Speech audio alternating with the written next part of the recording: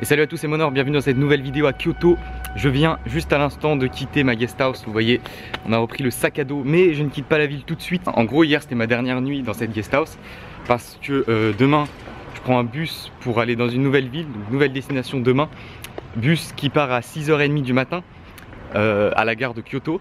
Du coup, ce que j'ai fait, c'est que la dernière nuit, je l'ai pris dans une guest house qui est juste à côté de la gare. Comme ça me laissera un peu de temps pour dormir.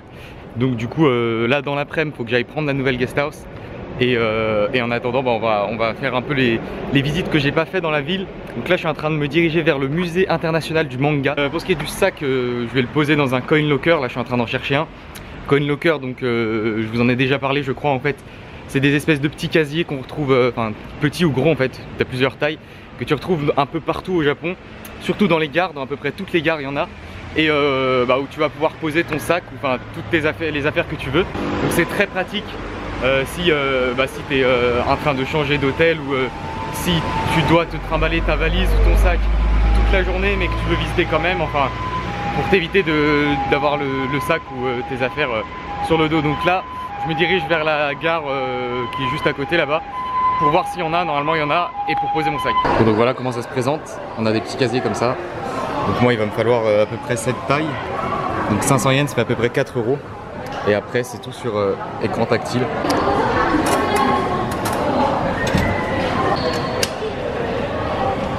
Voilà. Please select the locker in which you have placed. Et du coup on peut payer avec la carte du métro en fait. Du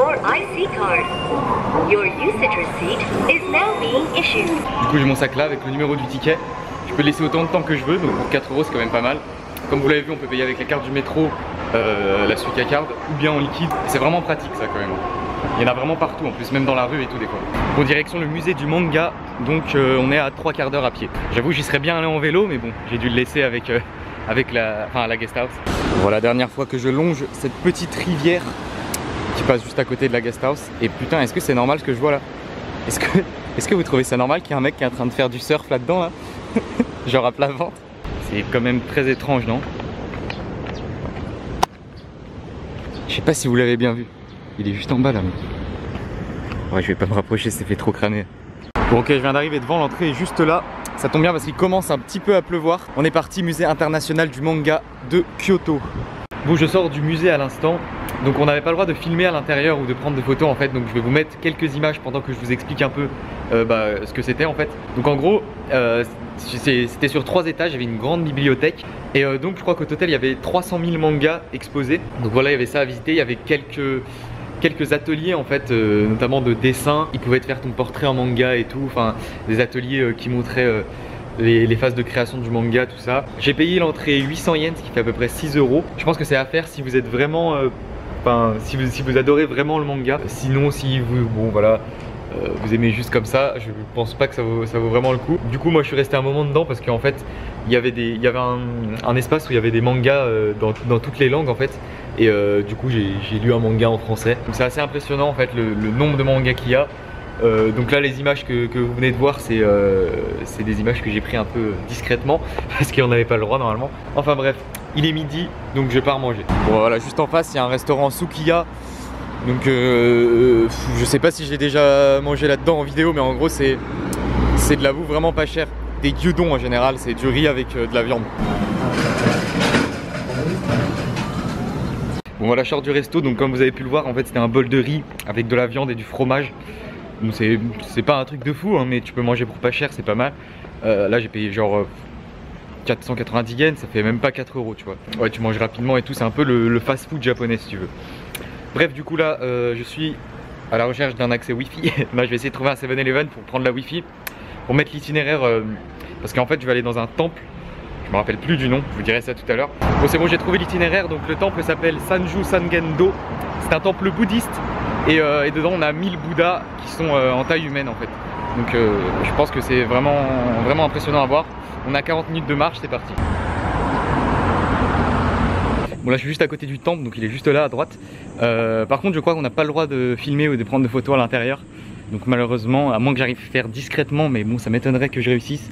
Bon, ok, je suis rentré à l'intérieur, donc l'entrée est à 600 yens, ce qui fait un peu moins de 5 €. Bon, les visites sont à peu près à ce prix là tout le temps en fait.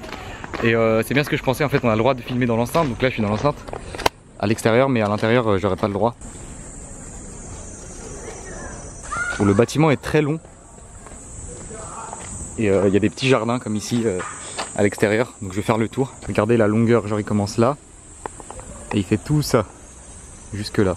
Bon, vu de l'extérieur, franchement c'est loin d'être le plus beau que j'ai vu. Il a pas été rénové depuis longtemps je pense, mais apparemment c'est vraiment à l'intérieur en fait les Bouddhas.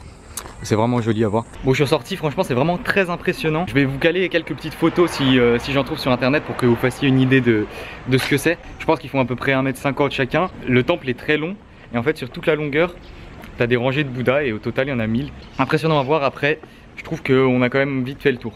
Mais c'était à voir je pense. En fait en venant sur le chemin j'ai vu un temple au loin qui devrait être à 5-10 minutes d'ici à pied. Donc on va aller voir ça. Et quand même je me disais que Kyoto ça m'a quand même pas mal tapé le budget parce que beaucoup d'activités sont payantes en fait. Et j'ai fait énormément d'activités payantes. Et 500 yens, 500 yens, 500 yens, au bout d'un moment ça descend vite. Bon voilà on y est, du coup on a ce bâtiment là avec une grande cloche à l'intérieur. Et là-bas le bâtiment principal. Il est assez petit celui-là.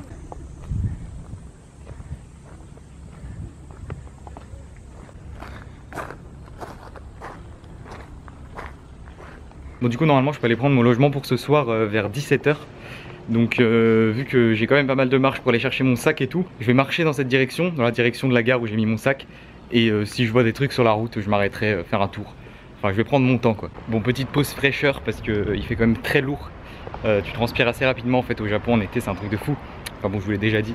Bon finalement j'ai fait une petite pause au bord de la rivière là. C'est très joli avec les maisons en face. Et ici le petit pont. Je vais rester là un petit moment tranquillement.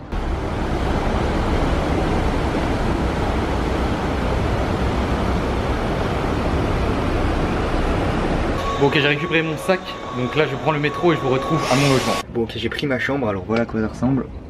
Donc on est dans une petite cabine avec un bon matelas, ouais, c'est petit mais c'est pas mal. Et j'ai resté là juste une nuit en fait du coup. Bon voilà je vous montre un peu à quoi ça ressemble. Donc petite cabine comme ça. Et la mienne est ici. Et je suis juste à côté de l'endroit où je dois prendre mon bus demain. Donc ça c'est vraiment cool. Et bien du coup écoutez, je vais finir cette vidéo là-dessus parce que j'ai rien prévu de très intéressant ce soir, surtout qu'il s'est mis à pleuvoir, je sais pas si vous entendez. Donc si la vidéo vous a plu, je vous invite à mettre un pouce bleu, à vous abonner à la chaîne si ce n'est pas déjà fait. Et je vous dis à très bientôt pour une prochaine vidéo dans une nouvelle ville.